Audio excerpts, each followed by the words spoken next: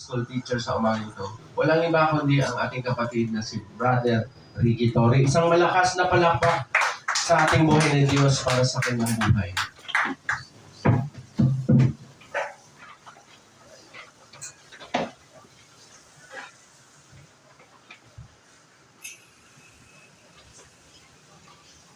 Praise God, hallelujah, salamat sa ating Diyos. Palakpakan natin ulit ang ating Panginoon para sa kanyang kaluwalhatian sa mga oras na ito. Dahil ang lahat ng ating nalalaman patungkol sa kanyang patotoo ay ating pinapasakupan. Dahil kahanga-hanga talaga ating Panginoon na hindi nagbabago sa kanyang mga katuruan. Kaya sa mga oras na ito, mag-aaral tayo. Yun nga, kasi dahil nga Sunday School to, talagang para kumbaga sa seminar sa ibang mga terminology, ayun nga, may seminar tapos may mga open forum yan. Siyempre, mamaya magtatanungan tayo. Diba? Pero bago tayo pumasok doon sa may tema, may papabasa lang muna ako sa inyo. Ayan. May sinabi si Kristo tungkol sa mga taong nalalayo sa turo ni Kristo. Sige, pakibasa nga muna. Hayaan ninyo sila. Sila'y mga bulag na taga-akay ng mga bulag. At kapag bulag ang umakay sa kapwa bulag, pareho silang mahuhulog sa bukay. Yan. Pambungat ko lang muna yan. Kasi yan lang yung pwedeng masabi ni Kristo sa mga hindi nagpapasakop sa kanyang turo. So, tinuturing ni Kristo yun mga pulag. Pero ganun pa man, manalangin muna tayo bilang pag-umpisa sa ating Sunday School. Minsan pa, Panginoon, walang hanggang kapangyarihan na ikaw lagi, Lord, na mangunguna sa aming buhay, Panginoon. Salamat po, aming Kristo, na dakilang tagapagligtas sa mga aral mo, sa mga bagay pa na maituturo mo sa aming buhay araw-araw. Nakalakip ang spiritual na katayuan namin na kami ay magpapatuloy magpasakop sa inyo sa mga oras na ito. Lord, salamat po, Lord. Gabayan mo po ang bawat isa. Dalangin ko, Lord, na manatili kami at titindig kami, Lord, sa tunay mong aral. Gaya ng mga babagitin mo mamaya paukol sa inyong mga sinasabi. Salamat, Panginoon. Hindi ito sa ganang sarili. Kaya ako nandirito sa harapang ito. Salamat, Panginoon. Dahil sa aming mga kaluluwa na kasalalay, turo mo sa amin. Salamat, Banal na Espiritu. Hugasan mo ang bawat isa, Panginoon, na ikaw ang maggabay sa amin at lubos na maunawaan, Panginoon, ng kahulugan ng pagtuturo mo sa amin upang lumago ang aming spiritual na pamumuhay araw-araw. Salamat, Panginoon. May sakit kami o wala, gagawin namin ito dahil mahal ka namin. At higit sa lahat, Panginoon, aming niluluwalhati, Panginoon, ang iyong kadakilaan, ang aming kakayahan, Panginoon, para lamang sa iyo. Kaya Lord, magpatuloy kami sa Sunday School na ito, na kung saan, Lord, tuturuan mo kami, gabayan sa mga salita mong walang hanggan, sa mga salita mong makapangyarihan, na kahit kailan hindi matitibag ng sino man nangangaral ng mga bulaan laban sa inyong totoong katuruan. Salamat, Panginoon, aming bubuksan sa umagang ito yung pag-aaral. Lord, ikaw laging mauna. At kahit sa uli, Panginoon, ikaw pa rin ang narinig. Dahil ikaw ay Alpha at Omega. Kaya sa patuloy na gawain ito, Lord, binubuksan namin ang iyong kalangitan na kung saan habang buhay namin makikita ang kaluwalhatian sa amin po. Salamat po, Panginoon. Dalangin ko, Lord, na sa iyo lamang namin ibinabalik ang lahat ng ito sa dakilang mong pangalan, Panginoong Kristo. Amen.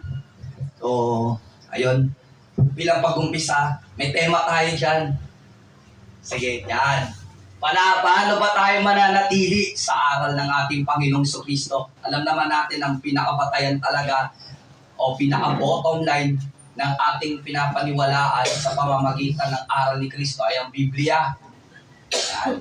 Para tayo maligtas, kasi yun lang naman ang pinaka natin yung stepping stone. Kaya ba't pinapaniwala tayo ng mga nagtuturo pagdating sa usaping relihiyon? Diba? At alam naman natin sa Biblia, ang relihiyon natin si Kristo o yung aral niya, yung tinitindigan natin, yung totoong turo niya. Bakit? Kasi, basahin natin yung teksto. Ayun, basahin na lang mo ng mga kapatid. Sige. Lahat ng kasulatan ay sinulat sa pamamagitan ng kapangyarihan ng Diyos at mapapakinabangan sa pagtuturo ng katotohanan, pagsasaway, pagtutuwid, at sa pagsasanay sa matuwid na pamumuhay, para maging handa sa lahat ng mabubuting gawa ang naglilingkod sa Diyos. Ayan, salamat sa ating Panginoong Kristo. Tingnan mga kapatid, maging handa sa lahat ng mabubuting gawa. Paalala ko lang mga kapatid, walang sinabing mag-church lang ha. Ang linaw ng sinabi dito, para maging handa. Kaya ako, nung una pa lang, bago ko pa lang pasukin yung paglilingkod sa Diyos, alam ko na talaga mahirap yung magiging parang consequences kasi ayun nga tayo bilang tao, may limitasyon kasi tayo. O pwede kang hindi maglingkod, pwede maglingkod. Pero alang-alang sa Panginoon, may kapangyarihan kasi yun na mapapakinabangan talaga natin sa araw-araw. Ayan na yung mga binabanggit dyan. So ayan yung pinaka-dahilan natin kung bakit tinitindigan natin ang salita ng Diyos or yung kasulatan nito mismo na buhat sa ating Panginoon. Sa ibang salin, kinasihan. Pero maganda kasi yung rin nito, yung salin na kung saan may kapangyarihan talaga pag inanoy talaga ng Diyos yung kanyang mga sinasabi. O halimbawa, yung mga naging hari noong unang panahon, di ba? Nagkatotoo. At inanoint naman kasi batay sa mga pinadala niya mga propeta. O sa panahon natin, yung nagiging batayan na lang natin, Biblia, kung titingnan natin sa literal, hindi natin nakikita ang Diyos. O kahit noon pa, hindi talaga nakikita yung Ama. Pero noong panahon kasi nila, nakita nila si Kristo. Pero ayun nga, at wala rin silang mismong parang hindi pa buo yung Biblia noon. Kaya salamat tayo sa ating Panginoon kasi lahat ng pwede nating isipin na makakatulong sa pamumuhay natin, kinasihan na pala ng Diyos yun. So malinaw yan, mga Panginoon, malinaw yan mga kapatid na ito yung talagang pinaka-purpose yan kung ba't nagtuturo tayo sa salita ng ating Panginoon at ating pinapasakupan. So, meron pang dahilan dyan, yan. Mula noon hanggang ngayon, laganap ang mga iba't ibang doktrina patungkol sa Diyos. Gumagamit din sila ng Biblia. Pero sa kabilang banda, kaya maraming tumatalikod sa aral ng Diyos ay dahil sa pansariling lehitimong aral batay lamang sa utos ng kapwa-tao o leader. At sa kung ano man ang palatuntunan ng iba't ibang samaan na kahit wala sa Biblia, kahit wala sa Biblia, ay pilit ipinaabot ito sa mga miyembro upang manipulahin ang daloy ng kinagisnang pinaniniwalaan at sinasampalataya. Alalahanin natin mga kapatid, delikado kasi ito. Alam nyo, pinaghandaan ko ito matagal-tagal na. Pero ito na yung oras. Dahil ang tagal na natin nagki-Christian, pero may mga natitisod pa rin na kapwa nating Kristiyano o hindi man dito, pero ginegeneralize ko na sa mga Kristiyano na yung iba kung ba't nakukonvert sa iba't ibang relihiyon, palagay na natin Christian din naman yon, pero yun nga, may pansariling lehitimong aral kasi doon ngayon natitisod yung mga tao. Kaya kapag tinanong mo sila, dati, pauli ko sila, ngayon sila, di ba? Or kung ba't operian ba yun o kung ano man. Pero hindi natin pag-uusapan yung mga maliliit na bilang na yon. Kasi syempre, darating yung araw naman talaga na mananatiling bulag yung mga tao kaya dahil sa katigasan ng ulo. At yun yung sinabi ni Kristo kanina nung unang pinabasa ko sa inyo. Kaya, ayan, tuloy natin. Sige. Ayan. Kaya naganda ako ng mga halimbawang pinaniniwalaan ng iba't ibang miyembro ng samahan. Sa mga tuwid, ito ay lantarang pandaraya at walang basihan na teksto ayon sa banal na kasulatan. Ito mga kapatid, kaya nga kanin, di ba, sabi ko na Sunday school kasi to, mag-aaral talaga tayo. Para paglabas natin dyan, hindi tayo mag-iisip kung kaninong aral tong mga to. Di ba? Na, lalo na yung mga matagal na naging Christian pero hindi nagpapasa ng Biblia. Delikado yon. At kahit magbasa man yung Biblia ng tao na yon, kung hindi talaga totoong nagpasakop sa Diyos, wala yun. Kaya binabalaan ko na kayo mga kapatid. Kasama ako dyan sa natatamaan dyan. Kasi itong mga itong mga naarang pa yun yan, hindi pa ako nakakalalim sa turo ng ating Panginoon. Ang hirap talagang i-balance kung ano nga ba talaga yung totoo. Kahit na may Biblia, pero kung hindi ka naman bibigyan ng Diyos ng kaunawaan, mababaliwala lahat yung ating pinagpapaguran kay God. Unless kung nagpapatuloy tayo na sa kabila ng lahat ng yon, hindi nanatili pa rin tayo. Ayan, kaya nga nandito tayo mga kapatid eh. Kasi alam natin yung totoo. At ito, paalala ko lang uli, hindi ito sa paninira dahil ako sinerge ko lang to. Hindi rin ako nagsulat nito. Mamaya, papakita ko sa inyo, maya-maya lang ng konti. At dito na papasok yon. Yan. Tutuklasin natin yung mga maling aral ng malalaking relihiyon sa mundo tungkol sa kaligtasan ng tao. Ito, bago ko yung mga natin, isa-isahin, ino-notes ko lang sa inyo, sa ating mga isipan, na hindi ko na sinama yung mga maliliit na porsyento ng mga taong nasama sa ganitong relihiyon. Kasi, di ba, ang pinag-uusapan kasi natin dito ay yung paano ba yung tao maliligtas sa turo ni Kristo. Yun nga yung mananatili doon. Kasi nga, di ba, kahit nga gumagamit ng Biblia, meron pa silang ibang parang kumbaga backup, pero hindi na nakatuon sa Diyos o hindi na kinasiyan. Basta gumawa na lang sila kasi nag-fit na sa kanila eh. Di ba? At nakakalungkot lang, ito, sa oras na ito, ang target kasi natin ngayon yung mga kapwa nating Kristiyano. Hindi ko nasasabihin din peke kasi hindi naman natin masisisi dahil nandun sila nadala eh. Di ba? Kaya titingnan natin ngayon, ano ba yung pinakabunga nito? Ba't ang dami pa rin nila hanggang ngayon? Diba? Kahit lantarang pandaraya na, pero ang dami pa rin nila. Sige, tingnan natin. Ayan. Basic man reference kasi. Ayan. Pero without biblical. Without naman talaga biblical eh. Tingnan nyo mamaya, mga sumusunod. Umpasahan natin. Yan. Alam nyo naman, malaki ang porsyento niyan sa buong mundo. Inuna ko na yan. Alam naman natin eh, na isa yan sa napakalaking porsyento ng mga taong hindi kayang tanggapin ang totoo. Narinig ko pa tuloy sa kasamaan, mangamatay ako, Katoliko. Pinanganak akong Katoliko. Dito na ako, kaya mamamatay rin akong Katoliko. Tingnan mo prinsipyo yan.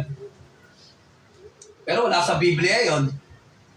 Pero paano ba nagmula yan? Paano ba nagmula yan yung aral na yan? Kasi itong indulhensyang to, mamaya ako nagpakita sa inyo yan. Kukunin ko lang yung background mo na yan na naalala ko sa school. Ewan ko lang kung dumaan kayo sa high school, yung iba. Lahat naman tayo siguro nag-high school, di ba? Ito, tinuturo to sa school Yung indulhensya. Biruin mo, hati yung relihiyon doon sa history na yun. Kasi nga, hindi naman talaga maaalis yun eh. Di ba? Yung aral ni panlipunan, di ba? Subject yun, di ba? Sa school. History yun. Kung kilala, sino ba Rondonian dito? Share ko lang sa inyo.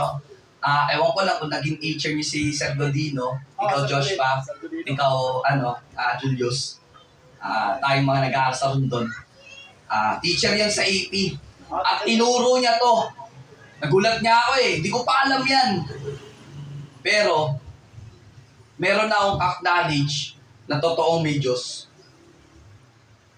Na kahit hindi ko siya nakikita, naniniwala ako sa Kanya.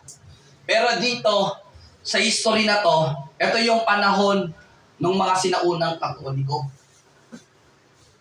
Kaya nagkawatak-watak at dumami yung mga denominations ng Katoliko. Halimbawa, mga Orthodox, yung mga ganon, yung mga Methodist, mga ganyan, etc.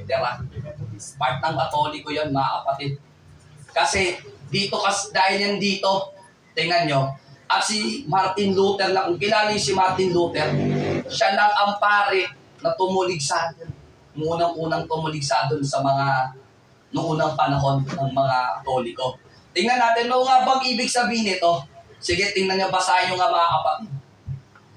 Ang isyo sa pagdadala ng Indonesia. Ang pagdadala ng Indonesia sa mga ikoon ng pagtuligsa sa simbahan ay nagugat sa bansang Germany. Indonesia or Indolence.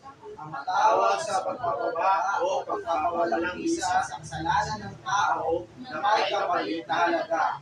Isa pang usapin ay ang pagbili ng posisyon ng mga obispo sa inyo. Gamit ang mga sobrang nagiging pondo o donasyon. Tandaan nyo mga kapatid, sinabi ko kanina, bakit hanggang ngayon, ang dami pa rin nila. Dahil nandyan, nananatili yan. Hindi nyo namamalayan. Hindi ko sinasabing kayo mismo yun, actually. Kasi siyempre, tayo namulat na sa katotohanan Pero, gaya ng sabi ko kanina, hindi to paninira. Nasa history to. Ayun may source naman tayo Kaya nilagay ko na dito kung saan makikita yan. Ang liwanag tignan mo. Yung ginawa nila, yan nga yun. Ini-implement nila yan sa lahat ng simbahang Katolika. Na dito rin nauso yung naririnig nating kumpisal ba yun? Na in short term na lang yun. Na para patawarin ang kasalanan mo, magbabayad ka sa kanila. Pero yan talaga yung originately na pinanggalingan nun yung kumpisal na yun. Diyan nag-umpisa yan. Tingnan mo, para sa kaligtasan ng tao, babayad ka pala, para lang patawarin kasalanan. Imagine mo.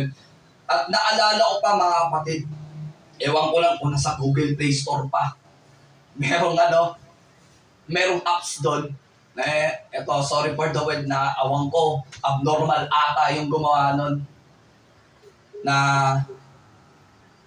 kung pure kang Catholic, isa daw yun sa application na makakatulong sa'yo na meron doon mission na bibigyan ka ng pera tapos na doon din naalista yung mga kasalanan mo na kung saan bibilin mo lang. Virtual yun o nandun pa yun sa may Google Play Store. Tawa nga ako ng tawa doon Iruhin mo, kahit di ka na pala mag-church doon, bibili ka lang ng hindi na ako mag-yosi, 50 pesos. May ganun doon. Oo nga. Hindi na patawarin mo Panginoon. Hindi ko na po ulitin. May bayad, may mission yon na makakalikom ka ng pera. Tapos, yon gagamitin mo yon para bayaran mo yung mga nakalistang kasalanan. Imagine mo yon may gumawa ng ganung application, hindi ako makapaniwala. Lakas ng tama nun. Kaya tignan mo, hanggang ngayon, nai-implement at ito pa matindi. Di ba? Sinasabi ng iba, yung Biblia daw is para lang sa mga matatas. Hindi na ako magtataka kasi binibili pala sa mga matatas sa position para lang makagamit ng makalikom ng patuloy na pera. Pero, sa kabila ng lahat ng to, ano pa sinasabi ni Kristo patungkol dyan? Tingnan mo. Basahin nga natin sa Mateo 18. Pagaling nyo ang mga may sakit, buhay na makatay, pagaling ang mga may masakasakit sa kalat, para may turin silang malinis at pagayasin ang masasamang espiritu. Tinanggap ninyo ang kapangyarihan ng bayan, kaya kaya ipamahagi niyo ng walang bayad. Instead na ito dapat ang ituro sa totoong simbahan, mga kapatid. Imagine mo, nakakilala tayo kay Kristo, pero nagpapabayad. Di naman pwede yan, di ba? Aliwa-liwanag, oh. Tignan mo ang sinabi ng Biblia. Ito, sa kontekstong ito, imagine na natin, hindi tayo kasing kapangyarihan ng mga apostol na ginamit ng ating Panginoon o yung mga binigyan niya ng mga himala. At never si Kristo nagturo na pagkatapos gawin ang lahat ng to, may bayad. Tingnan nyo, ang liwa-liwanag, talagang pandaraya yan. Imagine nyo, para lang mabawasan daw yung kasalanan mo, kailangan mo magbayad. Pero dito, tignan mo, gustong-gusto ng ating Panginoon na kung may problema yung mga tao na yan, pagagalingin sa kung ano mang mga nabanggit dito. At ito lang ang naging conclusion niya sa mga yan. Di ba? Kasi nakatanggap sila, wala nang bayad yun dahil naranasan nila eh. Di ba? Kaya kapag sinishare natin sa mga tao yung totoo, ba't ayaw tanggapin? Di ba? And liwa-liwanag, walang bayad do. Tapos sasabihin, bayad, pisal. Naalala ko tuloy, may sinabihan akong ganyan. May bayad pa rin ba yung pisal sa inyo? Wala na. Kasi wala na. Dati meron. Kaya lang daw nawala na. Nagkalat na daw kasi yung mga nagpapahayag din tungkol sa kasiraan nila. So lalabas, kung hindi pa naglabasan yung agaya natin, mga kapatid, na nagtuturo ng totoo sa Diyos, di ba? Hindi pa mabubonyong yung mga ganyang sistema. At mananatili silang yayaman dyan. So malinaw yan, mga kapatid, wala talagang bayad yan. Sabi ng Biblia, sabi ng ating Diyos, na kung ganyan ang paniniwala ng mga tao, yan ang gusto ko ipaiwatig sa inyo eh. Kung ang paniniwala pala natin dyan is, para alam maligtas, magbayad. Diba? Kontra na agad sa Diyos yun. Malinaw yan, mga kapatid. Tingnan natin yung pangalawa. Isa lang yung sample. Iba naman. Ayan. Masubo. Alam nyo na yan. Isa sa malaking rin yan. Denomination yan. Pero alam nyo, ang kagandahan dito, wala silang iniibang pangalan ng samahan nila. Puro yan lang. Pero ang dami nila. Kaya lang, nakakalungkot lang. Walang Biblia. Sino ba si dito? May nagturo ba sa inyo magdala ng Biblia? Wala. Diba? Pero, ayan yung gamit din ng Biblia. Tingnan nyo mga kapatid Tingnan natin. Kung hindi to kontra sa Diyos, yung sinabi ng puno nila. Sige, paibasa nga mga kapatid. Ang linaw niya, no? Tignan nyo. Sige. Hindi maliligtas ang nasa labas ng Iglesia ni Cristo. Diba? Tingnan nyo. Ang tagal na niya, 1976. Page 29. Mababasa pa, page 29. Tingnan nyo naman. Alam niyo naman kung kanino galing yan. Pero meron akong nakita sa iba't ibang mga source. Siyempre, alam naman natin, malawak ang social media, malawak ang internet natin sa buong mundo. Alam niyo, salamat nga tayo sa Panginoon eh. Alam niyo kung bakit? Sa iba kasi mga bansa, naka-block yan. Pero sa atin, open source eh. Sa iba kasi, sa amin kasi bilang IT terminology, tinatawag namin open source yan. Bakit? Kasi hindi nililimitahan ng batas yung kung ano lang yung mga ating papasukan ng mga websites. Kaya kitang-kita yung pandaraya talaga eh. Tingnan nyo kung magsusuri lang kayo ng totoo para maligtas. Talagang mag-iingat kayo. Kaya hindi na ako magtataka kung bakit ang daming paalala ang Diyos eh. Kesa yung biyaya. Kasi yung biyaya, na yun eh. Given na sa atin yun eh. Kaya nagpapatuloy yung kaligtasan sa atin eh. Pero yung paalala niya, para hindi ka matisod, katulad ng mga ganito, imagine mo, ang lakas sumatol, hindi pa naman nangyayari panghuhukom, pero biruin mo, sentensyado na tayo agad sa impyerno niyan pag wala tayo sa kanilang samahan. Hindi pala maliligtas, biruin mo. Wala sa Biblia yan. Ano ba yung nasa Biblia? Sige nga, tingnan nga natin. Okay. Sige, pakibasa nga mga kapatid. Tatagpuan sa nasa labas ng Diyos ang humahatol. Alisin nga ninyo sa inyo ang masamang tao. Biruin mo yung humatod doon sa pasugo, puno lang nila. Samantalang sa Biblia, Diyos na pala yung hahatol pag nasa labas. Tayo nga mga tao pag inuusgahan, di ba ang sakit? Pero ang Diyos, siya na yung bahala pag nasa labas ka. Kahit man wala ka doon sa awan na yon. Tapos ikaw naman at leader ka, sasabihan mo kami na hindi na kami maliligtas. Di ba ang lakas ng... Wala talagang masabi mga kapatid Yan yung sinasabi ko nga sa inyo. Lantaran talagang pandaraya yan. Ang diwaliwanag Diyos yung hahatol pag nasa labas. Kaya yung mindset dapat natin, di ba, alisin na dapat yan. Yung mga masasama, hindi lang masasamang tao. Kung ano man yung kaisipan, laban sa mga hindi man nakaanib doon, ba't nag-iisip sila na, di ba, hindi na yung maliligtas kasi kaya tingnan mo, anong buong bibig ng mga ng mga yon. Pag hindi yan kaanib, hari na. Pero na yan. Tingnan mo, sa kabila ng lahat ng binanggit doon, hindi nyo ba alam ang Diyos? Hindi naman tumatahan doon Simbahan na yun. O sige, tingnan nyo, basahin nyo. May ebidensya kasi liwanag na sinabi, tingnan nyo. Sige, basahin nyo nga mga kapatid. Siya ang biglaan duto at ang lahat narito. Siya ang Panginoon at mga may-ari ng langit at lupa. Kaya hindi siya nakatira sa mga templo na ginawa ng mga tao. Tingnan mo, sasabihin hindi maliligtas. Hindi naman pala doon nakatira. Sige, ikaw kapatid, kung nag-iisip ka maigi, para ka maligtas, talaga sa kamay ng ating Panginoong Kristo. Papasok ka ba doon? Hindi naman pala nakatira doon. Yeah? Kaya pandaraya talaga. Alam nyo, yung binibigay ko sa inyo mga example, mabababaw pa lang yan. Pero ang dami ng natisod. Kaya nga, di natin masisisi yung iba. May kanya-kanya tayong paniniwala, may kanya-kanya tayong ganito, may kanya-kanya tayong ganyan. Kasi nga, nadaya na At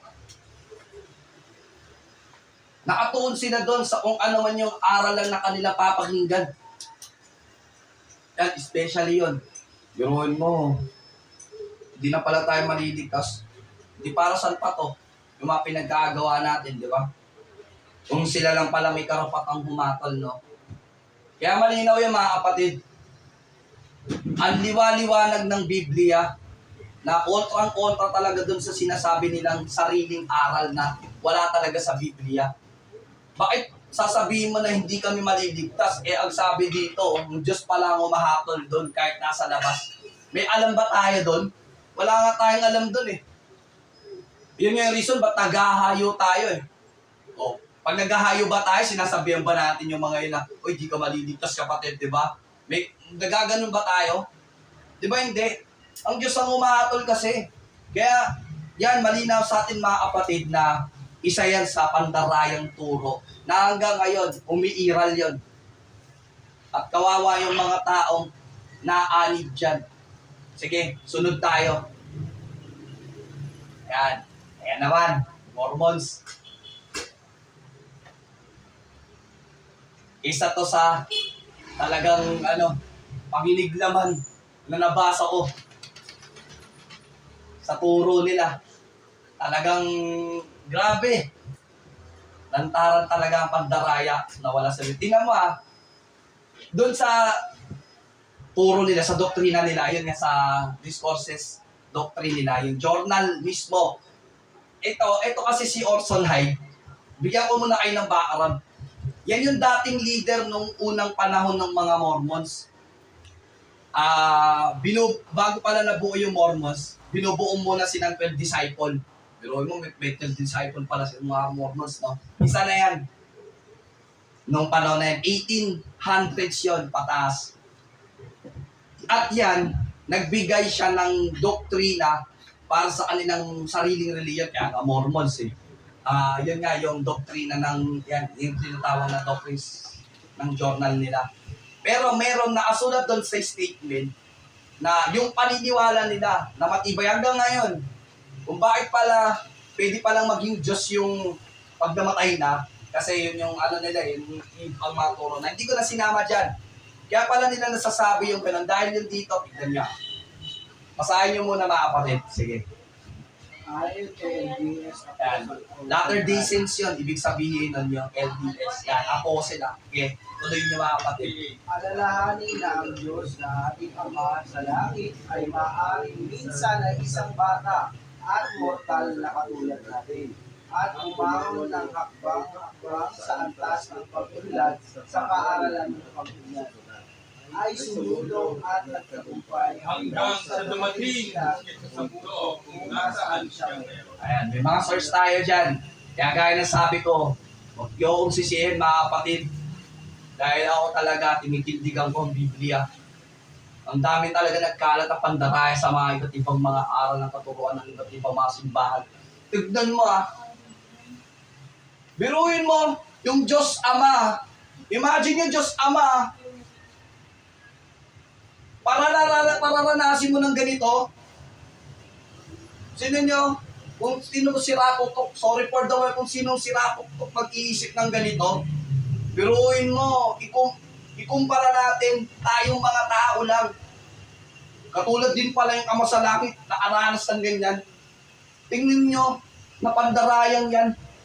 Maaring minsan ay isang bata. Palagay na natin si Kristo. Pero mali pa din eh. Hindi naman talaga naging tao yun na original eh.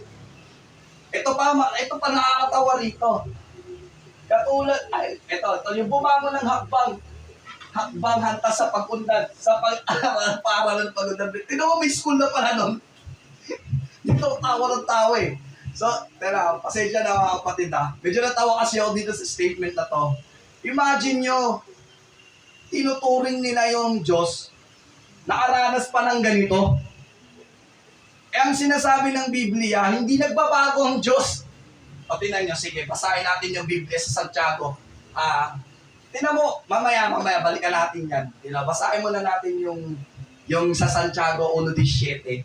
Sige. Okay, next mo. Yan. Basahin niyo mga kapatid.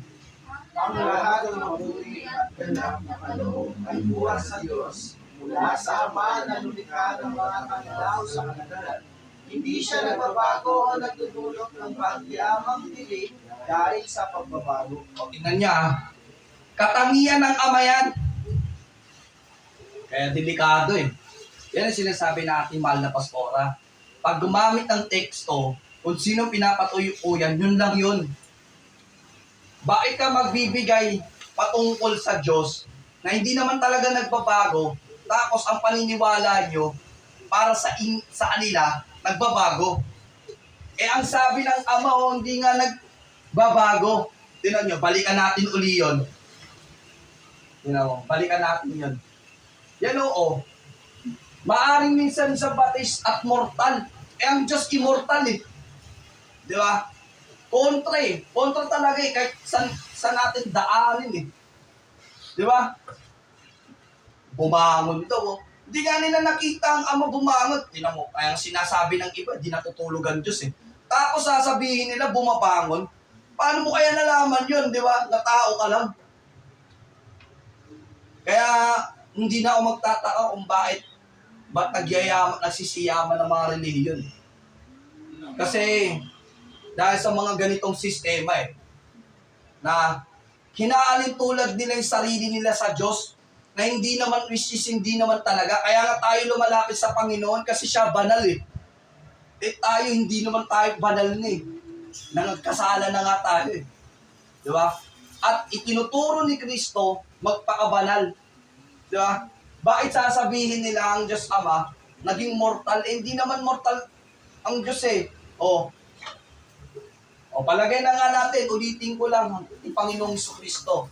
Sinabi rin sa 1, siya yung bumaba mula sa langit. So, ibig sabihin, hindi talaga siya tao. Di ba? Kaya tingnan mo yung isa pang quote nila sa encyclopedia, yung ayan, tignan mo, as man is, God once was. Tingnan mo, ang galing, di ba? Ang galing ng quote nila, tignan mo, yan, dyan mababasa. Ang galing, no? Ang galing magmanipula sa mga tao, no? Pwede pala mag-Diyos tao. Yung tao lang. Ang daya talaga. Grabe. Pero hindi mo kumamasisi yung mga miyembro, pero naaawa ako sa kaluluwa ng mga yan. Ang dami nilang napaniwala sa aral nila. Kaya, tinan mo, balikan mo sa text natin. Ayan, sige, next mo. Kaya, malinaw yan, mga kapatid. Kung pinapatukuyin natin ang date ng ating Diyos, hindi talaga siya nagbabago. Lagi natin i-general pagdating sa Ama, hindi talaga nagbabago ng ating Amang nasa langit. Kasi binanggit, Ama daw sa langit. Hindi rin sinabi Panginoon Kristo. So malinaw talaga pandaraya yun sa mga tao. Kahit kailan hindi naging mortal ang Diyos, lagi natin sa alang-alang mga kapatid, kasi nga siya na ngayon lumikha eh. Bakit gagawing mortal ang Diyos, siya yung naglikha ng lahat. Diba? Yan ang sense niyan mga kapatid. Kaya malinaw ang Biblia nagsabi, ito, hindi yung mga sabi-sabi nila. Sige, next tayo. Ayan. Ayan, isa pa yan. Sa intriga na hanggang ngayon.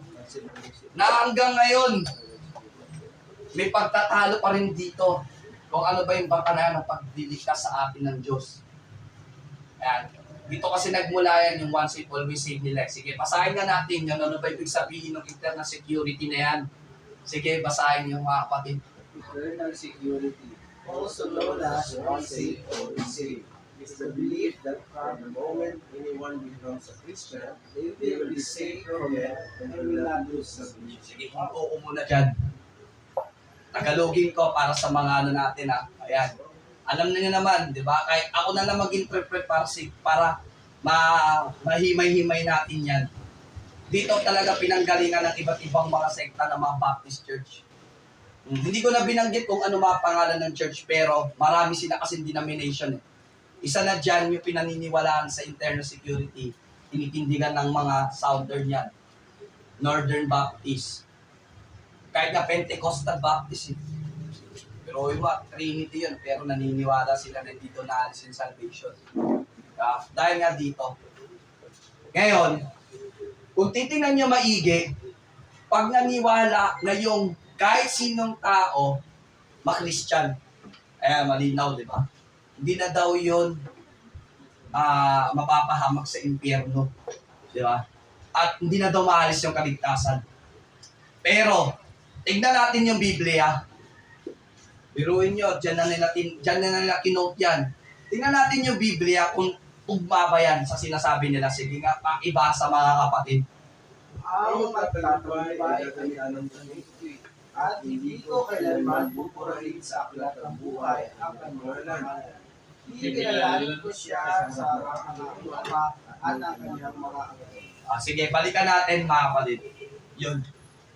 Kung titingnan dito, pagka naniwala lang yung tao na yun na Christian,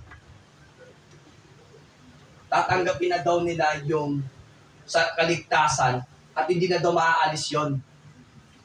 Kung halimbawa yung tao na matay, hindi na daw ma-impyerno yun kasi nga nag-Christian yun. Anyone kasi, yun nasabi, anyone. O ibig sabihin, pag pinaniwala sa mga tao na nag-Christian, hindi na daw mapapahamak sa impyerno. Pero ang sinasabi ng Biblia, balik natin doon sa may pahayag, ang magtatagumpay. Diba? Tingnan nyo maigi, mga kapatid. Ang sabi doon sa paniniwala nila, pag na-Christian lang. Pero pag sinabi dito sa Biblia, magtatagumpay. O walang binanggit kung Christian o hindi. Pero sinabi ang magtatagumpay. Check nyo maigi ating sarili, mga kapatid. I-ano natin, i-evaluate natin. Kasi tayong mga kasi tinama, kahit yung, di ba, pag na-Christian na, matik na, naniniwala na kay Kristo, tumanggap na kay Kristo, nandun na yun nakapaloob na yun Pero ang tanong kasi dito, totoo nga ba na hindi na yun mai-impyerno pagkatapos ma-Christian? Yun kasi yun Yun kasi yung dapat natin tutukan dito. Kasi sinabi ng ating Panginoon, ang magtatagumpay. Walang sinabing mag-Christian lang. Di ba? Tingnan mo inilarawan na natin, Panginoon, kung ano yung gagawin niya sa mga taong magtatagumpay. Tatamitan ng puti, at hindi naalisin yung kanyang pangalan sa aklat ng buhay. Di ba? Kasi kung internal salvation yan, dapat ganito. Di ba? Para lang masabi na yun ligtas na is nagtagumpay na dapat yun. Sinabi lang kasi doon, ang mag-Christian. Kaya ang daming Christian pasaway. Ang daming Christian nagpapatuloy sa kasalanan. Palagay nyo, ligtas yun? Yeah. Hindi na naman impyerno yun eh. Halimbawa na napalagay na natin. Unbeliever mo na inaakay ako ng ng Baptist o Christian. Ngayon, pag tinatanggap ko na si Kristo, hindi ko pa alam yung tungkol sa pagtanggap kay Kristo, basta ligtas na ako. Kahuli-hulihan, kakabasa ko ng Biblia, hindi naman pala yun yung batayan ni Kristo para maligtas, yung pagka-Christian lang. Di ba sa panahon natin ngayon, ang dami na backslide? Di ba? Nanggaling na sa Christian yun pero na-backslide pa rin sila. Bakit? Kasi isa yun sa hindi nagkaroon ng katatagan para maligtas yung tao na yun. At yun lang kasi nakamulatan nila Kaya nga tingnan mo, ang hirap nito, yung part na to, na sinasabi ng ating Panginoon. Na pinapangakuan tayo, na kapag nagtagumpay ka, ito talagang dadaranasin mo.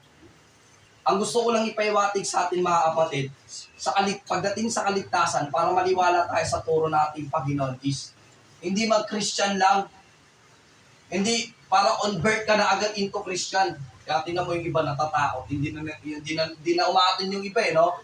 Kasi akala nila, pag umatin sa Christian, convert na agad. O bautismo na agad. Di ba? Na hindi nalaman yung pinaka-background, ano ba talaga yung kahalagahan ng paglilingkod sa ating Panginoong Kristo pagdating sa kaligtasan. Kaya akala nila, pagkakilala na si Kristo, di na may impyerno agad yun. Di ba? Pero, ang liwanag ng sinabi dito, magtatagumpay. Walang binanggit dito, Christian ka o hindi. Basta magtagumpay ka kay Kristo, ayan na ngayon ang dadaranasin mo. Ayun yung dapat natin isaalang-alang. Na yung aral talaga nila is pambubulag talaga sa kapwa-tao yun. Nakakaawa lang kasi hanggang ngayon pinangahawakan nila yan. At di na maaalis yan. Kasi kahit hindi na sa mismong website din ng Baptist sa Wikipedia pa lang na ilathala na yung dun, yung paniniwala na yun. So, iwasan natin yung mga ganyang puro. At lastly, ito bonus na lang yung lastly. Ayan. Pero ang dami na bulag yan Ang dami na bulag yan. O hindi rin Ibuloy Ibuloy. Ibuloy. Hindi ako yan. Ibuloy lang. Ibuloy. Sinama ko lang to kasi alam niyo kung bakit mga kapatid. Sa sobrang trending niya kasi, ang dami pa rin nadayang mga tao sa pamamagitan ng puro niya. Paano ba naman kasi, ikaw maglalakas loob nila mo na sabihin yan ng puno nila? Tignan mo, nandiyan pa yung mukha niya. Diba? Siya daw yung uling pipirma, diba? Signatory pa. Ako uling pipirma sa kaligtasan. Diba? Wala sa Biblia yan. Wala sa Biblia yan. Nagtataka lang ako, ba't nagsasabi siya ng ganyan? Wala sa Biblia yan Take note, mga kapatid. Kingdom of Jesus Christ siya yung yung, alam naman natin siya naman yung leader niyan At, yun nga, sa statement ng kanyang news, ayan nga, yung sarili niyang, TV, di ba? May TV kasi yan, di ba? Broadcasting. Ayan yung SMNI. Di ba? Imagine mo, siya daw yung pipirma. Kung alam, ang Diyos niya, di ba, hindi natin nakikita. Parang lalabas siya ngayon yung Diyos Di ba? Ang sabi ng Biblia, pag tayo lumalapit sa Kanya, sa pamamagitan ng presensya niya, di ba, pakiramdam natin nandyan siya. Tapos ito, magsasalita ng ganito. Di ba? Hindi mo Siya daw magpipirma. Tambart na lang. Pero, evaluate natin. Tingnan natin kung ano yung sinasabi ng Biblia. Kung may nakasulat bang ganito. Sino nga ba talaga? Tingnan nga natin. Sige nga. kumpara natin yung sinabi ng salita ng Diyos. Sige, pakibasa mga kapatid. Sapagkat naharap tayo lahat kay Kristo para hatulan. Tatanggapin ng bawat isa ang narapat na kabayaran sa kanyang mga ginawa, mabuti man o masama, na ibubuhay Siya sa mundo. Tignan mo nung sinabi ng yun yan, ng pastor na yan, Pastor Puno, na siya daw yung pipirma. Walang pirma ang magaganap dyan pag namatay lahat Ang sabi dito, lahat ng tao haharap kay Kristo. Ulitin ko, haharap tayong lahat kay Kristo. Hindi tayo haharap kay Kibuloy at magpirma-pirmahan. Ano yan, lupa? Bibigay mo yung yung lahat ng ginawa mong pag-aari, pipirmahan na lang yan. Di pwedeng ganun yun, walang ganun. At kahit basahin itong buong Biblia, walang binabanggit doon na siya yung naaatang dyan sa part na yon. Ang sinabi, tatanggapin ng bawat isa. Ibig sabihin tayo yon. Tatanggap sa kahatulan ni Kristo. So walang pirma ang magaganap. Hatol na agad, rekta yun. Wala doon yung may kondisyon na yung mga tao magpapasa pa ng papel at pipirmahan sino yung maliligtas at sino yung maliligtas. Pagdating doon talaga sa hukuman, automatic yun. Nakaharap na tayo kay Kristo at i-evaluate na ating Panginoon yung ating ginawa, mabuti o masama. Nung nabubuhay pa tayo sa mundong ito. Kaya nga nakakalungkot di ba? Iniisip ng iba, pag namatay, tahimik na or papayapa na buhay. Nakakalungkot lang. Hindi nila alam nung nabubuhay pa sa mundong ito, naghahanap ang ating Panginoon ng ebidensya balang araw na ano ba yung ginawa natin sa Kanya. Yun kasi yung gustong ipahiwatin natin Panginoon Kaya nga sinabi niya na dito, generalize niya na mabuti man yan o masama, hahatulan tayo. Alam naman natin ng Panginoon, pumapanag lagi sa kabutihan. Amen. Diba? At siya ang source ng kabutihan. Ngayon, ikaw na tao ka, kung mamatay ka, hindi mo na alam yung gagawin mo nun pagkatapos. Diba? At ang sarap pa ng buhay ng mga yun. No? Nakakalungkot lang na ito yung pag-aaral natin sa mga oras na ito. Kung titingnan natin kanina, di ba, parang wala lang. Or kung titingnan natin, ang babaw lang. Pero, dun lang sa mga part na yun, ang dami ng tao na paniwala dun. Kaya hanggang ngayon, patumihiran yung mga yan. At di na maaalis yan hanggang sa mga susunod pa. Mas nadami pa nga Kasi bakit? Bakit nga ba? Tingnan nyo. Sige. Yan, sa kabila kasi ng lahat ng ito, may mga paalala na ang Diyos sa mga taong nagpapatuloy sa pagsunod sa mga ito. Ayon. Diba? Pakibasa nga mga kapatid. Dahil sa kasakiman nila, ninilang nila kayo sa mamagitan ng marami sa kanila. Para Kapatan kayo. matagal nang handa ang hatol sa kanila at malapit na silang lihuli. Palakpakan natin ating Panginoon. Palakpakan natin. Hindi kasi tayo kasama dito Nama. Tingnan mo, malapit na pala silang lipunin. Walang kaalam-alam yung pati mga miyembro. Nakahanda na pala sila para doon lilipunin, Kung nagpapatuloy sila sa pananiwalang ganon. Kasi sabi dito, kasakiman kasi, yan yung talagang laging nauuna sa mga leader na yan, yung mga malalaking simbahan na yan. Sabi ko nga sa inyo, kanina nung una pa, hindi tayo naninira ng relihiyon or kung ano man ang samahan. Pero, sila rin mismo yung nagpa-publish ng aral nila Diba? Masisisi din ba nila tayo? Diba? Sa ginawa nila? Di ba sila naman ang nagsulat niyan? Diba? Kasi, etong mga pag-aaral kasi natin sa oras na ito, hindi ko rin masasabi na hinuhusgahan din natin sila. Kasi may mga source naman kung saan nanggaling, di ba? Hindi naman galang sarili ko yan. Binasa ko lang ayon sa sinabi nila. Kasi nga dahil dito, tignan mo dahil sa kasakaiman nila, lilingangin nila kayo sa pamamagitan ng matatamis sa salita. Kaya sinabi ko na dun sa kapwa Kristiyano, Ang prinsipyo kasi sa Biblia, mas masarap tanggapin yung totoo kaysa matamis na salita. Oo, ang Diyos, pag-ibig, walang hanggang pag-ibig.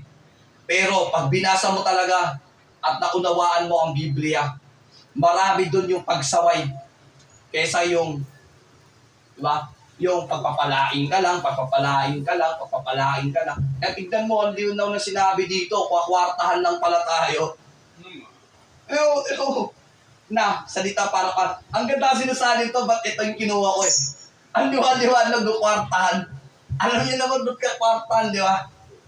Imagine mo kahit hindi na nakapaloob sa Tyson offering, magsasalita lang na matamis sa salita, alam na this. Tingnan nyo, bibigyan ko kayo ng isa sa sample. Hindi ko na sinama yung iba, yung katulad ng Badista, yung mga saksi ni Jehovah. Kasi, kung titingnan nyo yung mga aral na yan, malabon, kaya hindi ko na sinama kasi yung mga yon, mga kapatid. Kasi tinututukan natin yung doktrina is yung kaligtasan. Kasi yung nakita ko yung iba, tungkol sa kanila is, halimbawa, sa Badista, sa Abado, para sa kanila, yun na yung pagsambalang nila.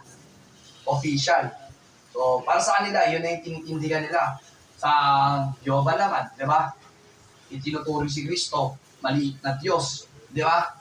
So, hindi na nakapaloob doon sa tema kanina. Kasi, pwede natin siyang ipit doon, kaso hahaba ang oras eh. Kaya kumuha lang ako ng mga posible, yung mga tao, para maging batayan yung kaligtasan nila. Makinig sila doon sa aral na gano'n.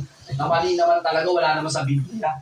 Kaya nga tignan mo, ang liwanag na sinabi dito ni Apostol Pedro, na yung mga yan, matagal na palang nakahanda yan. Imagine yung mga kapatid, kung hindi pala tayo na Christian totoo o nagpasakop sa ating Panginoong Kristo, kung baga sa kalan, ibubuhusan lang tayo doon na di ba? Kung baga sa kalan na yon, di ba? Bago, di ba? Lulutuin na pala tayo ng Diyos, wala tayong kaalam-alam. Kung titingnan natin maigi, tayo yung parang iahanda ng regalo doon sa lutuan na yon. Mainit pa naman yun, di ba? Pagka yung kalan na yon sa isang lutuan, di ba? Maraming mga hinahalo mga regalo doon. So tayo, mga tao na yan, kung nanatili tayo sa mga aral na yan, lilipunin na pala tayo balang araw kung nagpatuloy tayo sa mga ganung maling aral. Di ba?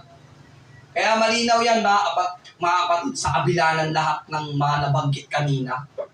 Ito kasi yung dahilan kung bakit yung mga tao hindi talaga makakaunawa ng totoo sa Diyos.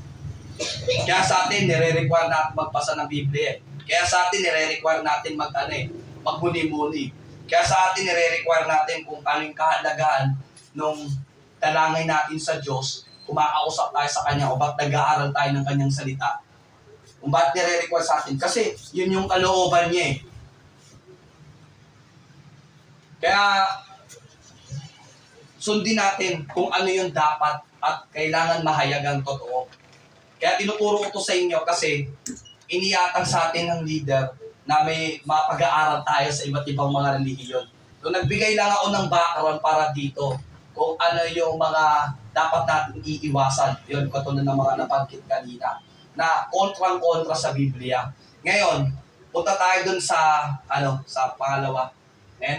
Kaya naman, tayong mga naalam sa totohanan sa Diyos, ito ang mga maaaring paraan upang manatili ang ating patotoo sa ating Panginoong Kristo na ating pinaglilingkuran. So, alam naman natin, batayan lang talaga natin Biblia.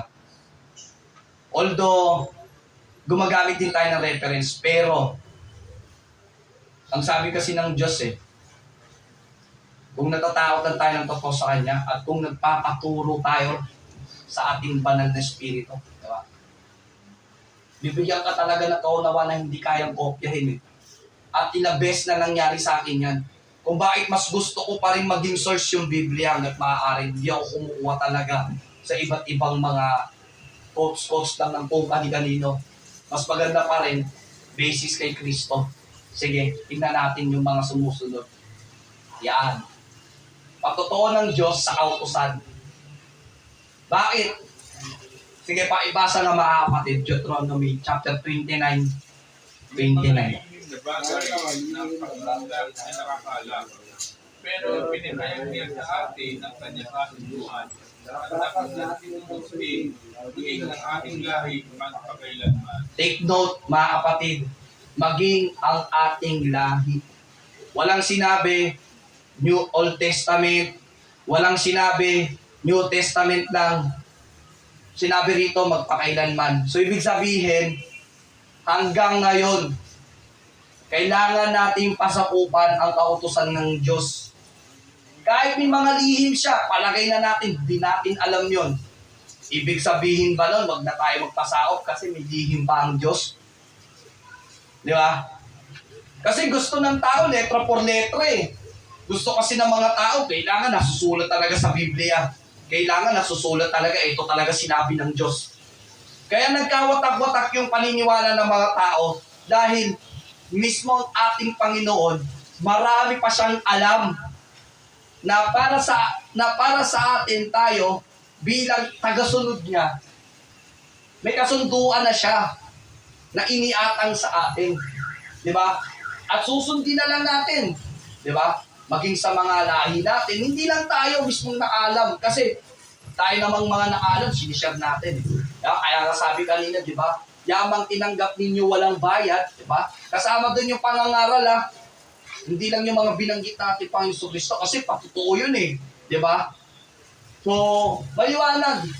Nagkaroon, noong unang panahon pa yan, kahit noong unang panahon pa yan na isulat at nailathala noong panahon nating ng ating Diyos kay Moses.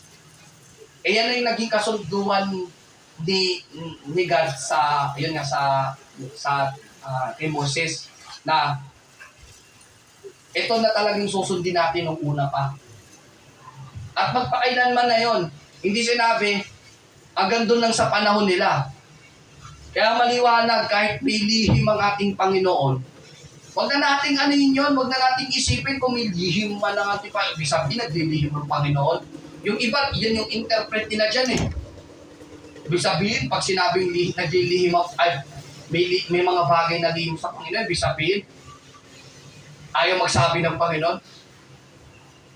Ikumpara naman sa mga utos ng Diyos, hindi pa nga natin nasusunod ng tama eh. Yung mga lihim pa kaya. Dapat yun yung i-consider natin eh. Kasi, tignan mo, ang daming makikita natin dito mga kapatid. Minsan, natanong ko na rin yan eh. Kasi dati, kaya ba't na-emphasize ko to? Lord, bilihim ka pa pala, Lord, ba't hindi mo pa sabihin sa amin? Pero ang sabi niya kasi dito, pinahayag na niya sa atin ang kanyang kasunduan. So, ibig sabihin, marami na siyang naibigay na ipoprovide sa atin kung ano yung kailangan. Susundin na lang talaga natin. Yan talaga yung pinaka-conclude dyan sa talata na yan. Diba? Kaya ba ay ina-adapt natin yung pagsunod sa Diyos na ating Panginoong Jesucristo na sinundan naman nating Panginoon na kanyang mismong anak sapagkat Diyos kasi nga syempre anak siya ng Diyos eh. Diba? Kaya bakit ang palagay ng ibang mga tao pagdating sa bagong tipan is para daw nag-iba. Eh, ang sabi dito, kung tayo magkaanak pa sa mga lahi-lahi man, di ba? Mananatili dapat yung aral ng ating Panginoon magpakailanman. So, malinaw yan, mga kapatid, patotoo yan ng ating Diyos. Next. Ayan. Pag-unawa sa Diyos na naayos sa spiritual. Bakit? Kasi, di ba binigay na nga yung kasunduan? Eh, naintindihan mo lang halos kung ano lang yung sinabi ng Diyos dito. Hindi mo naman inunawa. Diba? Kaya ano tuloy yung nagiging resulta? Naliligaw sila. Diba? Pero, sa kabilang banda, may mga kapatiran tayo sa bagong tipan na nagpatotoo na hindi na nagre-rely ang Diyos sa letra. Naniniwala ba kayo doon mga kapatid? Sige, basahin nga natin muna. Sige, pakibasa mga kapatid. Binigyan ng uli ng kakayahan ng lilingkod ng pagkakipan. Isang kasunduang hindi ayon sa kautusan na kasulat, kundi ayon sa Espiritu. Sapagkat ang kautusan na kasulat ay nagdudulot ng kamatayan. Ngunit ang Espiritu ay nagbibigay buhay. Iyan yung isa sa main principle ko kung ba't naniniwala ako kay Kristo. Naalungkot lang, sa dami ko napanood na debate, kailangan na batayan nila, letra por letra, kailangan ganito, ganyan, kailangan ganyan. Kung titingnan nyo sa una, hindi yung kontra, nagbigay ang Diyos ng kasunduan para sundin ng mga tao. Dito, sa bagong tipan, hindi na nag-rely ngayon sa sulat. Sa sulat tayo mismo. Kasi di ba, katulad na lang nung kung titingnan nyo kasi dito, ang tinutukoy kasi dito, yung tapyas na bato. Kung titingnan nyo ng background ng konteksto nito, yung comparing dun sa isinulat ng Diyos sa Ten Commandments. Kasi syempre, yung Ten Commandments, sulat talaga ng Diyos yun. Di ba? Pero, nung patotoo ng ating Apostol Pablo, buwat sa ating Panginoong Jesucristo, at tinindigan naman ng mga kapatid na ayun na yung pinakakasunduan ng panahon na yan is hindi na pala dapat tayo magre-rely sa kung ano yung nakikita natin na kautusan noong unang panahon. Bakit? Halimbawa, para tayo'y patawarin sa kasalanan, kailangan maganda tayo ng mga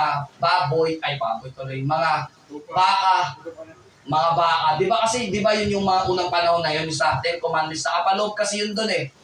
Although, hindi na natin kailangan palawakin doon. Ang gusto ko lang ipakita sa inyo, yung lumang utos kasi na yun, sa panahon kasi natin na ngayon, unting-unti na kasi lumilipas, nababanggit na rin sa ibang salin, sa ibang talata. Hindi ko lang naisama dyan. Pero, ang gusto ko lang i-emphasize sa inyo is, ang epektibong pagkaunawaan para ikaw manatili kay Kristo, yung espiritong tinanggap mo mula sa Kanya.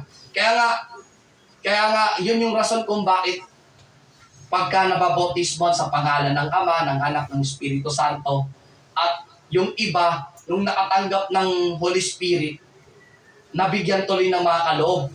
At isa na yon sa Espiritu na yon na nagbibigay buhay. Malinaw yan mga kapatid. Kaya nga tingnan nyo kapag naririnig ko yung mga salita na kailangan letra por letra, kailangan pa. Ganun ba talaga ang totoong aral ng Panginoon? Minsan napapaisip ako doon sa part na yon. Although, para sa iba, nahihirapan pa, pero ang liwanag ng patutot na itong mga kapatid sa Corinto na inirepresenta na ng mga kapatid na si Apostol Pablo, yung mismong naging parang kumbaga primary nila ay Kristo. Kasi pag nabasa niyo talaga yan in previously, may sinasabi doon na hindi na daw nila kailangan ng kumbaga parang tagapayo pa na ibang mga mangangaral.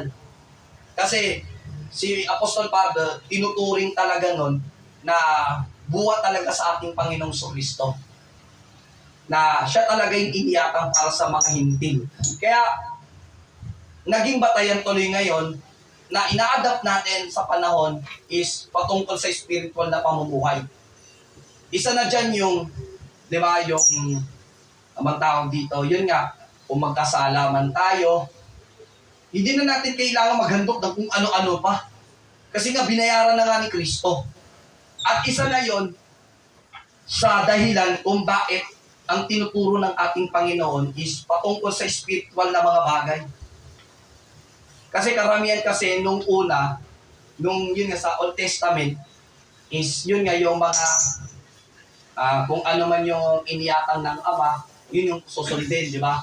Pero hindi naman nagkakontra doon kung tutusin Kasi hanggang ngayon, nasusunod naman natin Halimbawa, bawal talaga vision noon. Hanggang ngayon, di ba, bawal pa rin naman talaga. Ang kagandahan pa, na idagdag ng ating Panginoong Jesucristo is, kahit tumingin ka lang pala sa mga sexy, di ba? Nangangalun niya na agad, di ba? Hindi man nakikita sa physical ng mata natin na nakaubad sila, pero itinuturing na pala ng ating Panginoon yun na, di ba? Na nangangalunya ka na or nakikiyapid. Di ba? Ayun yung isa sa halimbawa na ina-apply natin dito, yung ba't nagbibigay buhay. Kasi nagmumula kasi talaga yung kaunawa natin sa spiritual na mga bagay. Kaya nga tayo nag-aaral sa salita ng Diyos kasi yan lang yung may kakayahang makapagbibigay ng hindi kayang kopyahin ng kahit sinong tao. Kasi pagka ang Diyos talaga yung nagbigay ng kaunawaan, never makakapagsabi sa akin ng kahit sino sa atin dito na kayang kopyahin. Maniwala kayo sa hindi. Kaya isa yun sa tinitindigan ko kung bakit mas gusto kong unawain yung bagay na tinuro ng ating Panginoong Jesucristo is yung spiritual kesa sa mga salita na yan. Although may mga letra po letra pero hindi talaga lahat. Actually sa turo talaga ng ating Apostol Pablo, karamihan dyan spiritual net. Kaya malinaw talaga sa bagong tipan, pwedeng natin gawing transparent but ang pinaka-importante dyan is yung spiritual mamuhay sa atin. Kasi nabibigay talaga ng buhay yan. At yan nga talaga, walang hanggan na yan. Kung mamatay man tayo, at yan yung pagkakaintindi natin sa Biblia, tiyak na tiyak, maliligtas ka talaga. Kaya na masasabi ko sa inyo. At pangatlo, lastly, malapit na tayo matapos. Yan, pinakamabisa. Ito yung isa sa kinoconsider ko kung bakit mananatili tayo sa paniniwala sa aral ng ating Panginoong Jesucristo. Pakibasa nga mga kapatid sa Hebreo 4:12. Ang salita ng Diyos ay buhay at mabisa. Mas matalas kaysa ang mga taba na sa magkabilang. Ito ay tumatagos maging sa kultura ng kaluluwa at espiritu, na mga kasaluay at buto, at nakakaalam ng mga inisip at binabalak ng puso. Ayun. Malinaw yan mga kapatid. From the start, sa lahat ng librong mababasa mo, wala ang mababasang may ikukumpara sa sinabi ng Diyos.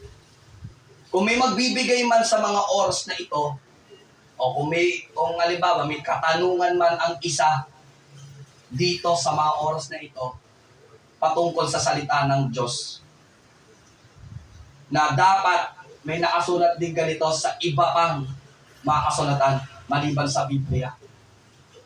Kaya kung bakit nananatili yung aking pananampalataya sa ating Panginoon, kung bakit naniniwala ako sa Biblia dahil yan dito. Boy kasi, mabisa pa. Although sa tao, paaaring gasgas. Kasi nga, ang tigas ng ulo. Paano magbabago yun? Tigas nga ng ulo. Pero ang liwanag ng sinabing ng Diyos, buhay siya, mabisa pa. Para sa mga taong makakaunawa ng totoo.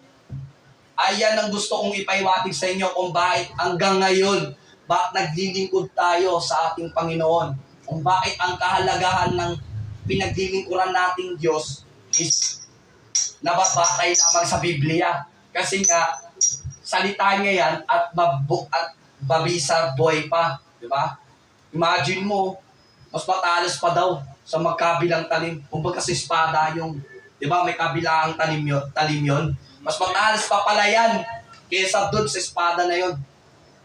Tapos, may antitulad pa yun. Imagine mo, pinaghihiwalay ng kaluluwa. Overwhelming yan eh. Wala namang o tinan mo, yung mga taong na-execute, pagka namamatay ba yung tao na yun, nakikita nyo ba yung kaluluwa na nahiwalay? Wala, di ba? Napugutan ng ulo. May kasama bang kaluluwa doon? Wala, di ba? Kung titingin nyo sa literal, pag titingin nyo sa literal na pinipersecute yung mga tao or, di ba, yung mga natulan ng kamatay, pinitan. Nakita nyo bang nahiwalay yung kaluluwa? Hindi, di ba? Pero sa party God, kaya niyang gawin yun. Ayun, tingnan mo, maging sa kaibuturan ng kaluluwa at spirito, ng mga kasukasuan at buto.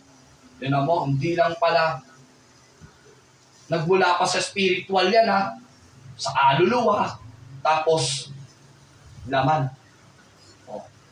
Kaya tingnan mo, yun yung, kaya tuloy, alam na alam ng Diyos ang lahat ng mga iniisip natin. Kaya, kaya hindi nakataka yan kung bakit yung mga tao ang ulo o bakit yung mga tao hindi nakakaunawa sa versikulo na yan. Kasi sa kanila patay eh. Yun yung sa mga taong hindi talaga dedicated na magpasakop sa Diyos. At kanina, mga binabanggit na natin, isa yun sa mga relihiyong dapat nating iwasan. Na imagine mo, ang salita ng Diyos, buhay pala. Tapos sasabihin ng iba, maliligtas kayo kapag nasa kanila ang membro. O diba? Enlightened sa sarili, kumpara sa Diyos, ang liwa-liwanag o, pag nagbasa ka ng Biblia, buhay pala at mabisa. Diba? At pag naunawaan mo, talagang tatagumpay ka. Kaya malinaw yan mga kapatid. Bakit sa mga oras na ito, at sa patuloy pa na pamumuhay natin, wag na tayong maghanap pa ng kung anumang referensya, kung anumang mga kung ano man yung mga pwedeng source sa paggagalingan buwan sa Diyos kuno. Eh kahit na yung Biblia nandito na sa harapan, tayo pa rin tanggapin ng mga tao yung totoo. Kaya bilang pagtatapos, ito yung conclusion ko sa atin mga kapatid. Sige, pakibasa nga mga kapatid. Ngayon nabasa mo na ang lahat ng ito. Ito ang aking hinipayan. Matakot ka sa Diyos at sundin mo ang kanyang mga utos. Dahil ito ang kukunin ng bawat tao. Sapagkat nakatulan tayo ng Diyos ayon sa lahat ng ating ginagawa. Mabuti man o masama, mayag man o Ayan, malinaw yan mga kapatid. Ito rin lang ang lusot natin. Ayan, para na sa lahat yan. Christian ka man o hindi, sumama ka man dun sa sektang mo, pinanghawakan mo, at nakita mo rin naman yung Biblia, na kontra talaga doon, pero nanatili ka pa rin dyan. Ito lang ang may pagsusulit natin sa Diyos pagdating ng araw pag namatay tayo. Kasi sinasabi ang Biblia katungkulan lahat ng tao. Walang sinabi pasugo ang gamitin. Walang sinabi encyclopedia ang gamitin. Walang sinabi na yung reformasyon ng ginawa ng Katoliko ang gamitin. Kaya nga nagbigay na ako ng mga example kanina eh. Bakit sinasama yung pagtuturo pagdating sa reliyon o pagdating sa aral mula sa Diyos, yung mga ganon. Diba? Ito naman palang ito lang naman palang magiging batayan ng lahat ng tao.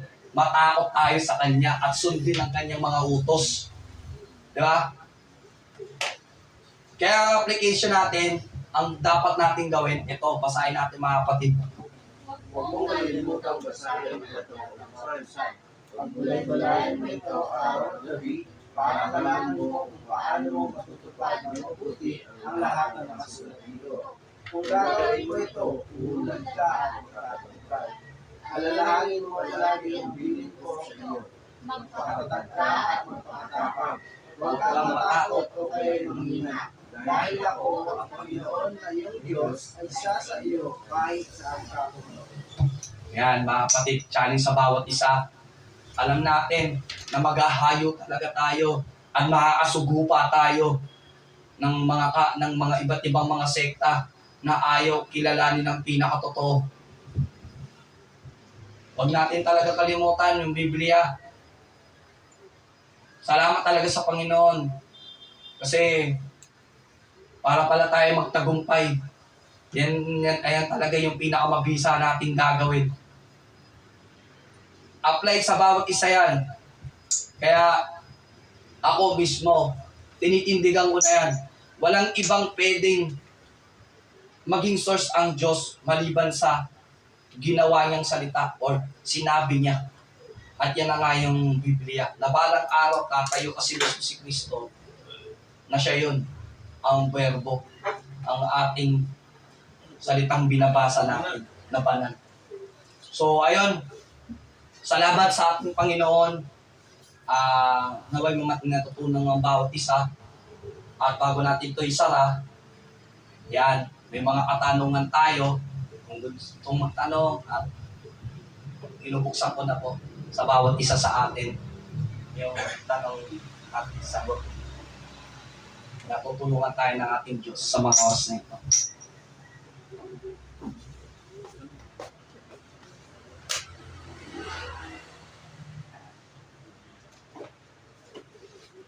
May tanong tayo mga kapatid, bago tayo magwakas.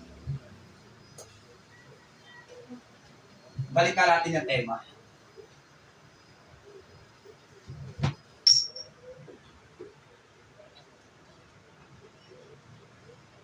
Yan. Ayun ang tema ko mga kapatid.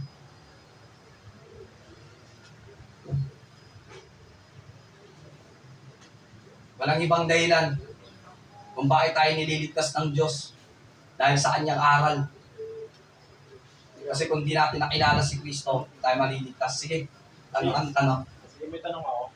Sa tema mo kasi, paano ba tayo mananatili sa Sige. Okay, at ang pinakatanong ko dito, meron akong, sabihin natin, meron akong invite na tao. And yet, hinayuhan ko na siya. Sabihin natin for several months or Years. weeks, sabihin natin. And then umaten siya. At nagkataon na sabihin natin na nakita yung ganyan tema na paano ba mananatili. Ang pinakatanong ko dyan, sa isang baguhang tao na gustong may malaman at matutunan kay Kristo Jesus, paano ba niya mapapanatili yon? Yung aral mismo sa sarili niya. Like, sabihin na lang natin na although yung pananampalataya niya is hindi pa gano'ng ka-build, kasi nga diba baguhan pa lang, ang pinakatanong ko dyan, paano mapapanatili ng isang taong baguhan ang ganyang aral? Yung manatili siya mismo ba kay Kristo para lang siya maligtas? Paano ba? Ano bang klaseng stepping stone ang kailangan niyang gawin or unahin para lang siya maligtas? Salamat kapatid sa tanong mo. Maganda yung tanong niya na yun. Baguhan, pero paano niya papapanatili yun? Yung turo na yun ating Panginoon sa Kristo. Kasi di ba, yun nga, kung tama ba pagkakarinig kong kapatid na kung bago pa lang siya tapos narinig niya yan, paano niya ba mapapanatili yun? Paano niya mapapanatili sa sarili niya yun? Na siya'y maligtas. Para siya'y maligtas. May mababasa ako sa Biblia. Ito ang sagot ko dyan. Dahil nga, biblical tayo. Nakalimutan ko lang ng teksto yun. Mamaya, bibigay ko na lang sa'yo. May sinasabi doon na yung patotoo ng mga apostol ipinamahagi sa kapwa niya ay sa kapwa-tao or sa mga hindi rin nakaalam pa. Ngayon, sila kasi hindi pa tinagulang gusto ko lang makuha yung idea na to. Di ba hindi nung panahon ng ating Panginoon sa Kristo, hindi pa siya nag-atang ng 12. Pero nung narinig nila yung turo ni Kristo, unang-una pa lang yun yung halimbawa si Pedro. Wala pa siyang alam doon sa pinakamismong aral kay Kristo. Pero yung patotoo ng ating Panginoon, napakinggan niya na agad in first time. At napanatili yun ng ating Apostol Pedro. Pero hindi pa siya apostol nun. Ngayon, kumpara natin sa bago. Palagay na natin, posible yun na mananatili yung tao na yun kung paiiralin niya yung aral ng patotoo ng ating Panginoon. Paano ko nasabi? Kasi, palagay na natin, si Apostol Pedro, hindi niya alam yun na tinawag siya ni Kristo. Hindi niya pa alam yun Palagay na natin si Apostol Pedro nung una, hindi pa yun member mismo sa ating Panginoon. Pero napanatili niya agad yun nung tanggapin niya yung patotoo ng ating Panginoon. Ngayon, sa panahon natin ngayon, hindi man natin nakita literally ang ating Panginoon. Pero, bahagi tayong nung nagpatotoo at natanggap natin na ating pinanatilihan. Tapos may mga bago na nakinig patungkol din sa patotoo. Masasabi ko lang kapatid, nasa tao pa rin kung patatilihin niya yun. Kasi ayokong magsabi na hindi niya panatilihin yun dahil nga ang tanong mo, paano mapapanatili? Ang pinakasagot ko sa mga taong ganun is nasa kanila yun kung tatanggapin nila o hindi. Kasi, isa sa best example, yung ginawa ni Apostol Pedro, na hindi naman siya apostol noon, nangingisda lang yun, pero nung napakinggan niya yung patotoo kay Kristo, agad-agad sumunod na ng walang kahit na anong-ano doon. O kailangan ba nilang, may dadali ba silang kahit na ano or ganito. Pero dahil ginawa nila yung kalooban, yun nga, yung mula sa ating Panginoon.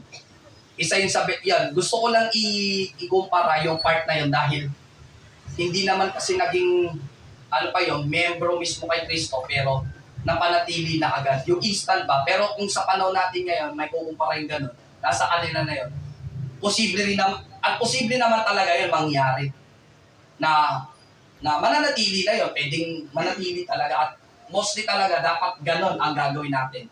Okay, tama naman yun. So, dagdag ko na lang din na nasa tao pa rin po talaga kung choice niya pa rin bang manatili or kung gusto niya pa rin bang maligtas. Kasi sa isang baguhan, like for example, kung ako, example yung sarili ko, kung ako baguhan na first time lang din naka-attend ng church na ganito, of course, hindi naman ako pwedeng pilitin din ng kahit sino man. Pwede akong i-encourage na kapatid, magpatuloy tayo sa paglilingkod sa Panginoon, ganito, ganyan. Walang problema doon. Ang kaso nga lang kasi, ang tinutukoy kasi dyan, kaligtasan Kaligtasan kasi. Ngayon, marami rin nagsasabi, kung ang kaligtasan lang din naman pala ay by group, edi bakit hindi na lang din ako maghahanap din ng grupo? Madami namang grupo sa labas, bakit dito pa ako? Diba? Kaya ang tama pa rin dyan is yung choice pa rin po talaga ng tao. Kasi ang pastor pwede mag-encourage, pwede siyang magbigay sa'yo ng mga encouragement na huwag ka palaging sumuko, huwag mo hayaan na mawala yung pananampalataya mo kay Kristo. Huwag mo hayaan na manatili ka pa rin sa makamundo ba? Kasi alam naman natin na si God is ang mapagmahal na Diyos. Ngunit, meron kasi tayong tinatawag na free will. Kumbaga, mamimili pa rin tayo, choice pa rin natin yun. Kaya, yun na lang, salamat din sa kasagutan, which is tama naman din talaga na nasa tao pa rin talaga ang desisyon. At choice niya pa rin yun kung gusto niya pa rin bang manatili or magpatuloy pa rin sa pagsunod kay Kristo o hindi. Dagdag ko lang kapatid sabi mo kanina kasi diba, ang pinag-usapan dito kaligtasan. Kapatid, nag-focus kasi ako doon sa tanong mo, bago pa lang, tapos napakinggan niya to. Gaya nga nasabi ko kanina, isa na doon sa kinomper ko na best answer kay Pedro. Kung tutuusin, hindi pa siya ligtas noon kung hindi pa nakarinig kay Kristo. Paano ko nasabi? Kung ikaw nangingisda ka lang, normal ka lang na tao, tapos bigla kang hinayuan ng ganon, palagay niyo kapatid, madadala ka ba agad? Di ba hindi? Pero, iba kasi yung Panginoong Jesucristo. Kumbaga doon kasi sa part na yon, may kapangyarihan na kasing dumadaloy doon para yung tao madala na agad instantly.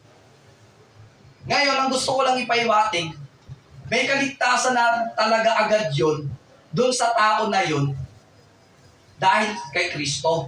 Ngayon, tayo kasi, iba lang yung paraan. Tayo ang nagpapatotoo bilang normal lang na tao. Kaya ako nasabi, depende pa rin sa tao kung tatanggapin. Dahil tayo ang nagsasalita Nakapwa lang natin tao na nagpapatotoo patungkol sa Biblia. Diba? Pero, gaya nga ng sabi ko, hindi imposible mangyari yun na manatili dahil ang pinag-uusapan, para ka maligtas, tinitindigan kasi natin dito yung aral talaga ng ating Panginoong Jesucristo ay ating panatilihan. So, katulad ng ginawa ni Pedro, na ganun nga yung ginawa niya at pinagpasya niya. Pero ang tanong nga niya, yun sa bago. Yun, bago yun nga. Bago nga yun. Yan yung ibig sabihin. Si Pedro bago yun Hindi, ang kay Pedro, iba kasi yun kasi kung sinabi mo kanina na kapangyarihan si Kristo, yun, dahil ako naniwala agad siya dahil may kapangyarihan, maaari pa yung kapangyarihan ni Kristo na sa kanya, kaya naniwala siya agad. Tayo naman na tao, wala naman tayong kapangyarihan, paano nga mamananatili mag-maintain ng tao. Na Ayun nga, depende nga sa tao. Yun ang sabi ko, Ayun nga, di ba yung sabi niya, depende pa rin. depende talaga sa Pero tao. alalahanin natin na mayroong apat na isinaboy na seeds. Tama. Yun. Mm. At depende nga talaga kung yung seeds na yun ay tutubo sa isang malakang lupa o yung tatlo na yun na seeds na Yes, salamat sa Diyos. walang namataan ng Mm. maayos. Yes, yun, Depende salamat. pa rin talaga sa tao Mm. na mananatili yung aral. Kasi ang alam natin yung seed is yung aral ng Oo, Panginoon. tama yan, tama. Dagdag ko na rin yung salamat sa karagdagan din ni Tito. Kasi, tama yun. Yun binivisualize ni Cristo kung paano yung pagtanggap ng aral niya. At yun nga nababatay dun sa isinaboy na na seeds na yun.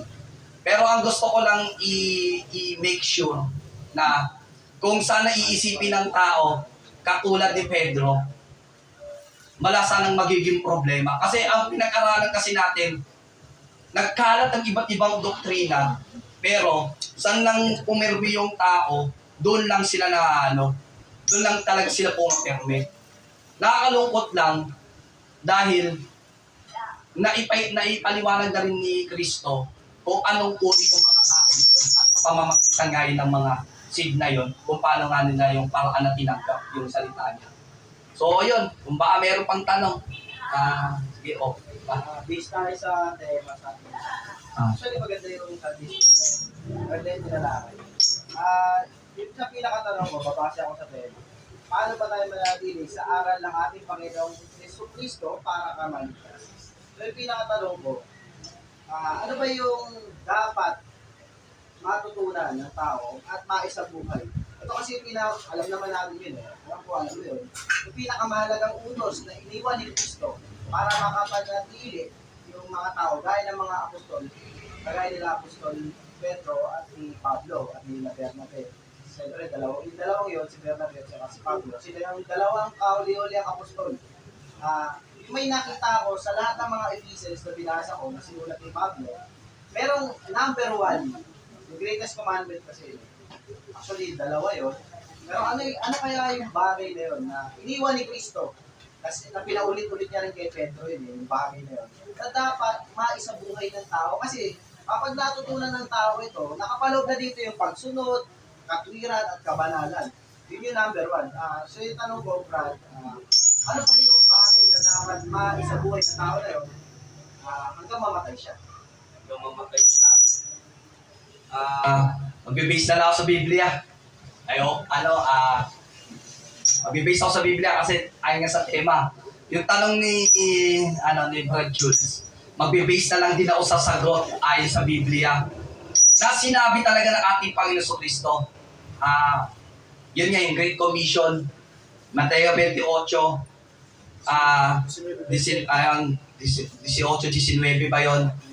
Yun talaga yung, para sa akin pinakamabisa yun. At yung sa aatangin naman ng bawat tao, dalawa yung may bibigay kong optional na sagot na kapareho sa posibleng tanong tanong na isasagot ko kay Julius. Hindi ko lang ang tanong, bro. Yung pinatanong kasi dito, bago or matagal na pa siya, ano ba yung dapat niyang isabuhay? Dapat niya matutunan hanggang mamatay siya bilang Kristiyan. Yun yung pinatanong ko. Ano ba yung bagay na yun? Number 1 kasi yun na iniwan sa atin ng Panginoong Jesucristo. Nakapaloob na lahat kasi doon lahat ng mga kautusan, hira, kabanalan. So yun yung pinatanong ko. Ano ba yung bagay na yun na dapat matutunan at maisabuhay ng isang tao o Kristiyano hanggang mamatay siya? Focus kasi kung titingnan ko yung bagay na yon, marami kasi pagdating sa part ni God. Dalawa lang yung pinakamahalaga. Dalawa nga yung pinakamahalaga. Yung sa utos nga ni Kristo, yung ibigin mo ang Diyos buong puso, Kasama na lahat. buong puso, buong lakas, buong kaisipan. Nasa yung Mateo 22 ba yun? 36-40.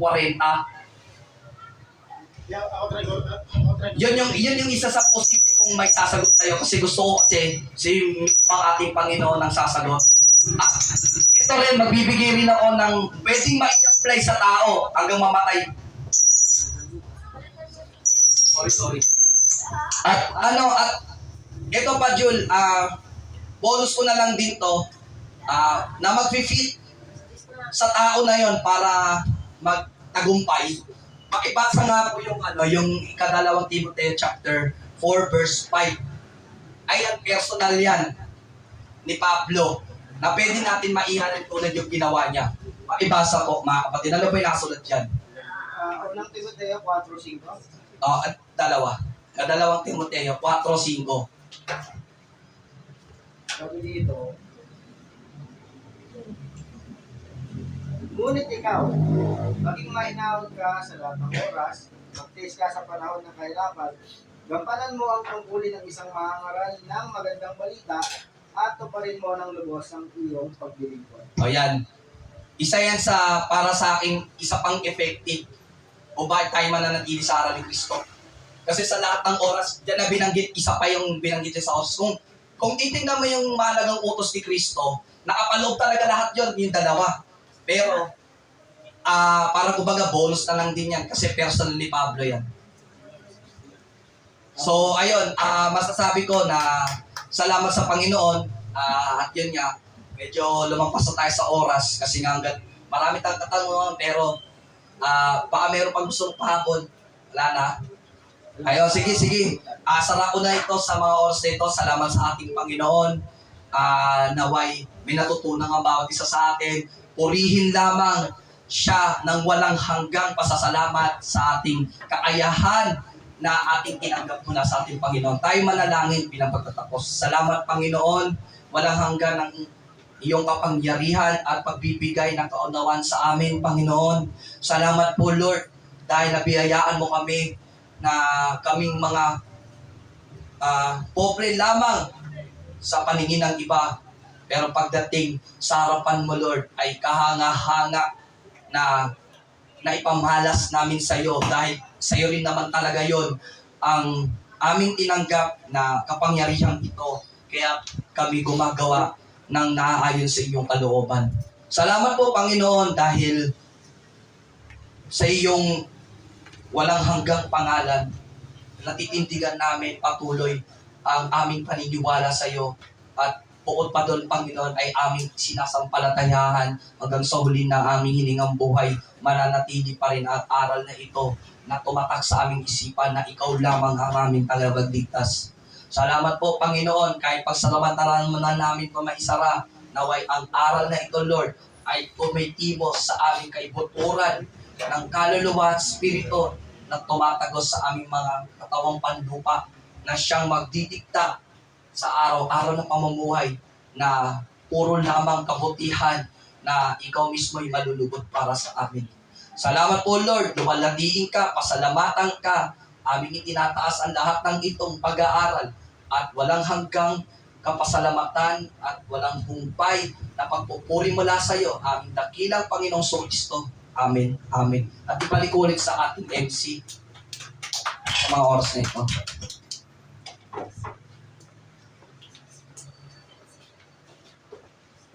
Lamig na ng pakikot. Sige, bigyan ko na ngayon ng ilang minuto kasi alas 10.